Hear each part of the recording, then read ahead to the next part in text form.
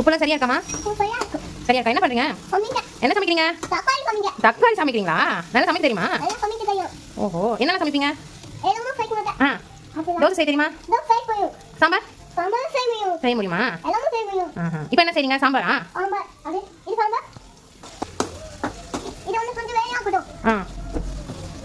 என்ன போட்டீங்க?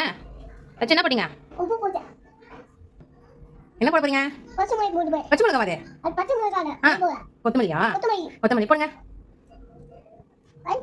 கழுவிக்கலாம்.